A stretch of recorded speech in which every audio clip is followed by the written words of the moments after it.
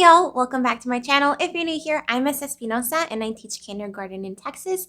And in today's video, I want to share 7 ways that I reduce waste in my classroom and also save money.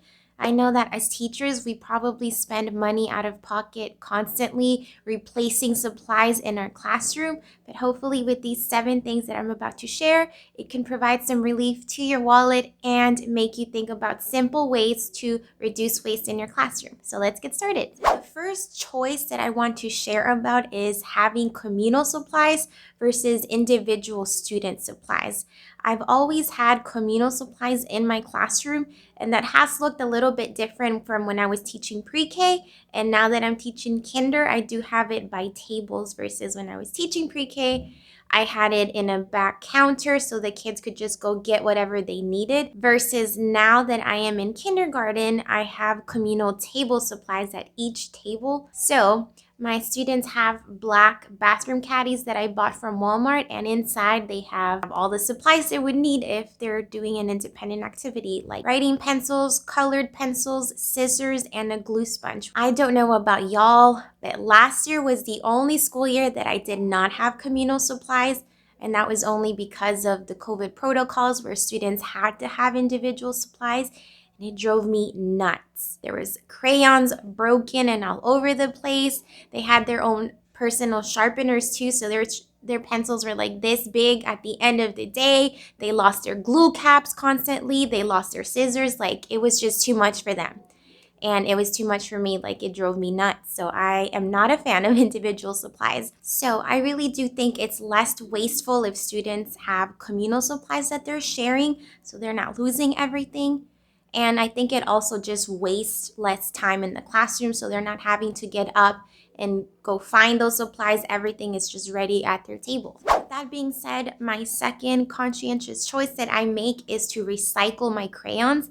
And I really want to spread the word to other teachers about this. Do not throw your crayons away. They can be recycled and reused. And there's a handful of organizations that will take your crayons and recycle them to make new crayons. And one of the organizations that I send my crayons to at the end of the school year is called Crayon Initiative. And I think this organization is particularly awesome because they recycle your crayons, make new crayons, and they give them to children that are in hospitals. So you do have to pay out of pocket to ship your crayons. But as I said, I know that as teachers, we already spend out of pocket. I'm sure that you wouldn't mind having to just cover that shipping cost. And they will email you back and let you know how many boxes of crayons they were able to produce with the amount of crayons that you sent them. So that's a really great thing to do. Do not throw your crayons away, recycle them. So throughout the school year, you could have a box. It can be a shoe box, it can be an old shipping box where the kids can throw their crayons in there. And maybe at the end of the year, you ship them out, or if your box becomes full, then you can ship it out. I always keep a box where our notebooks come. The next choice that I make is to use chunky writing pencils, and that's for a couple of reasons. It is less wasteful because you don't have to sharpen these pencils as often, and the tips do not break as easily as the yellow pencils. So I know some teachers are going to say that children still need to have regular pencils so they can develop fine motor. It works a different set of muscles with those pencils. And I do agree, but my students also have colored pencils at their table. So they're still working their fine motor skills with different types of pencils. And these pencils also last me all school year, which is awesome. The only little thing is that my kids chew off the erasers. But that's another thing, is that I just don't keep erasers in my classroom because then they want to erase every little thing. So once they chew off that eraser, that's it. That's how the pencil is staying for the rest of the year. And this is an example of what they usually look like by this point in the year. They're all chewed up, but hey, they are still holding up. And I sharpen these about once a month. I love these red chunky pencils, and these are specifically from Lakeshore, so I do recommend them. choice number 4 is probably my favorite choice that I've made, and I'm thankful because my next door neighbor and kinder teacher, Miss Mo, she told me about this and I had never heard about it. But my fourth choice is to use glue sponges at the table. So I know that as teachers, we've seen little hacks for students not to lose their glue caps, but it's going to happen. And don't even get me started on liquid glue. So with glue sponges, you are going to have to invest in some type of Tupperware. So I got this Tupperware from my local grocery store, HEB. They sell a pack of 4 for about $3, and then I bought a pack of, I think, 3 or 4 sponges as well for $3 or $4. So it is a little bit of an investment in that sense, but you're going to reuse these year after year after year. So then what you do is just put the sponge inside and put liquid glue on it, and the sponge will soak up all of that liquid glue, and the kids just have to press it. So it's just wonderful. Like, this has been my favorite thing to do in the classroom. And I did buy a big gallon of liquid glue at the beginning of the school year, and we're still not done with it. So I'm telling you, this is like the best choice. It's gonna save you money and a pain in the butt from having to deal with glue sticks or like the individual glue bottles. We're about halfway done, so I'm pretty sure I will have enough for next school year. And then another thing that I want to note is that some teachers express concern about the sponges getting moldy, but that hasn't happened at all. I haven't experienced any mold with these. My fifth choice has been simply to refuse markers. So I'm specifically talking about like the Crayola marker types. I've never asked my kids to bring markers on school supply list, and if they do, I return it back to them. And one of the main reasons why I refuse markers is because the caps are gonna end up everywhere. The kids don't shut them properly, so they dry up. So you can easily go through a pack of these like within days, I would say. And then secondly, like, it's kind of just messy too. Like, the kids will write on themselves, they'll write on the tables, and to me, it's just more messy. And I know that a lot of teachers share little hacks with the markers too, but I think it's also just wasteful because you kind of just run through a pack and a pack and a pack.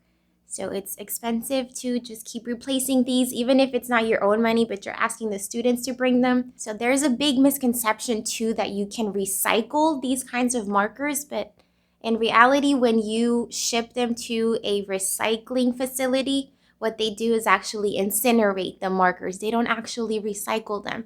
So they're incinerated and it causes air pollution. So just refuse markers. You don't need them. And so with that said, I use dry erase markers only at my small group table, and my students have these little wax crayons. I did invest in these Stabilo wax crayons.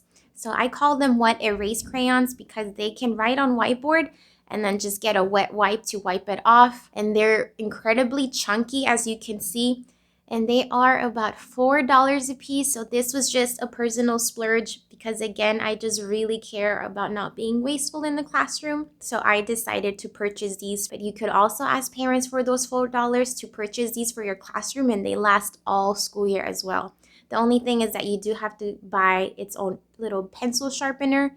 But otherwise, like, I think this is another awesome alternative to markers. Choice number 6 is to make your own Play-Doh. I know that as kindergarten teachers, we love using Play-Doh in the classroom, and I know that the kids do too, but they don't shut the lids properly, so then the Play-Doh dries out or they lose the lids. So something that I started doing is just making my own Play-Doh. It's really easy to make your own Play-Doh. It's just flour, cream of tartar, salt, food coloring, and water. And there's so many different recipes for making your own Play-Doh. And you can just make a big batch, put it in a big Ziploc, and take a little bit out at a time. You could keep reusing your Play-Doh containers that you already have, but I'm not a fan of the containers either because it's hard for the kids to dig it out.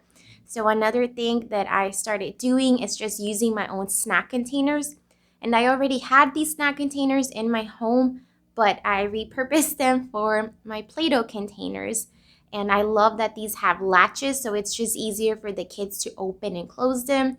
and then the Play-Doh stays more fresh. So my last choice is to make my own paint. It is super easy to make your own paint. It's just 3 easy ingredients, equal parts flour and water, and then whatever food coloring you choose, and you just mix it, and there you go, you have paint. And that's it for my 7 ways that I reduce waste in my classroom. And I really didn't start thinking about the amount of trash that you produce until I saw this really awesome TED Talk with Lauren Singer. And she had, at the time of the TED Talk, which I will link in the description, like I highly recommend it. It blew my mind. That was the first time that I heard about a zero waste lifestyle. And she had this glass jar.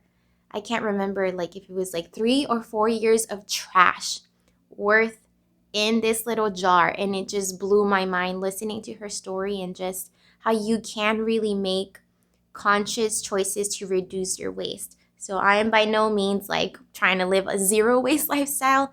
I would say I try to live a low waste lifestyle. But that's kind of a story for another time. I do want to make a video in the future sharing all the different ways that I have been able to reduce my waste. But for now, that is it for this video. Please let me know if you are doing something in your classroom to reduce waste. I would love to hear about it. Thank you so much for watching, and I will see you in the next one. Bye.